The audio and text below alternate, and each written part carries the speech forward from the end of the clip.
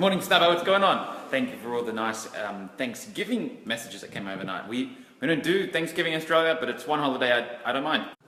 If you've been following this a little while, I don't really get into Christmas much. This is Robin's doing this. I don't get into Christmas and birthdays and all that other stuff that much. Thanksgiving, though, that's one I can sort of get behind. Thanksgiving, gratitude is a message that is a message that I condone, I preach, I talk about a lot. So, in the spirit of Thanksgiving, let's do a mini lesson on gratitude. There's two levels of gratitude. There's gratitude, and then there's grace. Both are great. If you live a life of gratitude, you're going to have a bloody good life. Grace is another level, and you get there by non-judgment. It's very, very easy to have gratitude when everything's going really well. When you're at the dinner, and you've got the family, and you've got the turkey, and you've got the booze, it's very easy to be grateful. By way of saying, I'm grateful for the turkey and the dinner and the booze, it's actually a subtle form of judgment, saying, thank fuck I'm not homeless and hungry. And I'm not knocking gratitude. Definitely be grateful, definitely say it, definitely be grateful. You can be grateful every day. Grace is a little different. You won't always be in grace. When you're in a grace state, there's no words that can come out. You're in awe. Awe is the word. You have awe because you're in non-judgment. Let me explain that. Let's say for a second you're an ant, and you're in a restaurant on a table, and there's some people on the table eating a meal, and they drop a breadcrumb. You take the bread, fuck yeah. Got the bread, he's cheering, had a little bit of balsamic, a little bit of fucking olive oil on it, killer bread. Next thing happens, the fucking water spills on the table.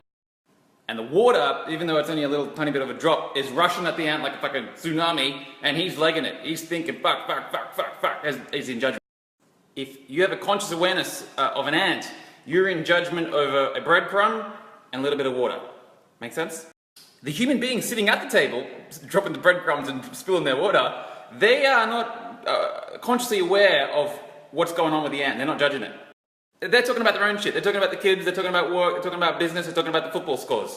They have their own thing going on. The food comes out and they say, fuck yeah.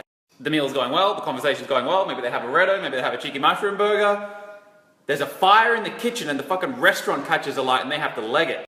And just like the ant who was previously running away from the tsunami, the human being's running out of the restaurant so he doesn't catch on fire and die.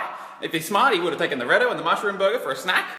But at the level of consciousness of a typical human being walking along the earth and walking down on the streets, fire and food is going to be something that we pull into judgment about. And we can be in judgment for fire and food and still be grateful. They could be out in the thing saying, I'm grateful I didn't burn to death, I'm grateful I got my bloody mushroom burger and my Reddo. You can be grateful. But you won't be in awe. You won't be in a grace state at that particular point in time because you're in judgment, you've just run from the thing, you nearly died, you've got the food, but you nearly died.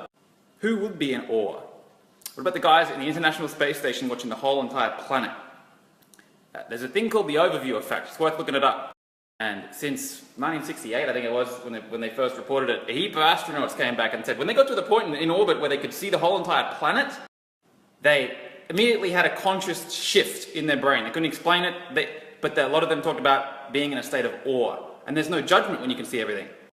When you see the big picture, when you see 7 billion people on a rock floating in space, how can you judge a spilt water or a fire? You don't, because you see the other side of it too. You see the fire, but you also see the 20 other people across the road calling. You see the hero that goes into there and brings the person out of the kitchen who was trapped.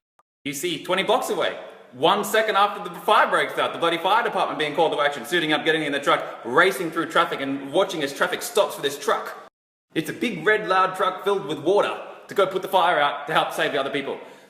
When you observe life from that point of view, and you see the inherent balance that's there, and you see the order, there's no judgment. How can you be in judgment? You have no judgment, and you pull into a grace state, an awe state. The story gets better. Imagine if you're in the International Space Station, big fucking comet, boom, blows up the world and kills every friggin' human being on the planet. Ooh, then you judge that.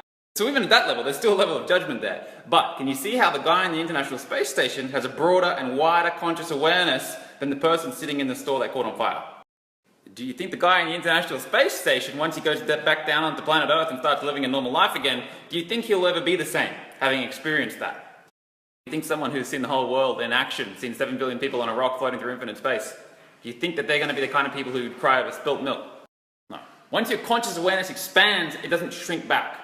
Once it expands, it stays there, and your life changes. So you only need to experience it a handful of times. Write this down. You can tell someone's level of conscious awareness by the magnitude in time and in space of the things that they judge. You got a conscious awareness of an ant, you're going to judge a little bit of water and a little bit of crumb, maybe 4 mils in diameter. You got the conscious awareness of an astronaut, and you won't so easily judge a fire or an earthquake or a tsunami or this or that. You'll see the order.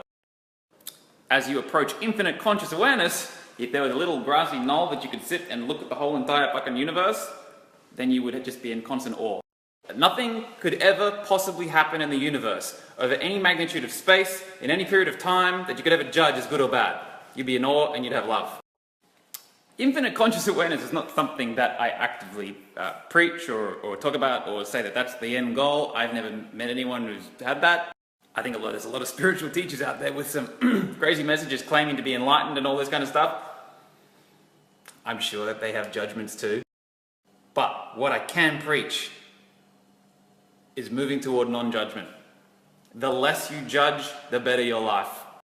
In summary, gratitude. It's Thanksgiving Day.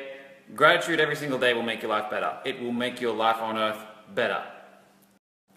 Every single day, if you could, write down something that you've judged, something that has caused a charge in your body, and be like, oh, I'm judging that, I'm resenting that, or I'm infatuating with that. And when you have those judgments on a piece of paper, take the time to write down all the benefits of all the negative things that you've judged. The things that you're resenting here, write down the benefits of them happening to you. We only judge things because you have a conscious and unconscious split. I've talked about this in one of my previous mini lessons. When you bring into your conscious mind all the things that you're unconscious of and balance the equation, there's no judgment. Because from the point of view of the grassy knoll looking at the entire observable universe, there's no good and bad. There's no positive and negative. There's just events that take place over time. From the point of view of the grassy knoll looking at the entire observable universe, there is no sin. There's no moral obligations. That's just shit that you've subordinated to. When you shed your subordinations and moral obligations to some particular belief system that attempts to limit you and pull you out of universal awareness, and when gradually, every single day, you judge less and less and less and less, and then gradually you start to love yourself more and appreciate yourself more, because judgment of other people is actually a judgment of self, because if you really knew yourself, you'd know that you have all the traits that they've got anyway. And when you can get clear with what the hell you're doing on planet Earth, you start looking around and you'll realize that you're starting to master your life. Hope it was a good mini lesson this morning. Went off on some more tangents, comments hitting the world. Happy Thanksgiving.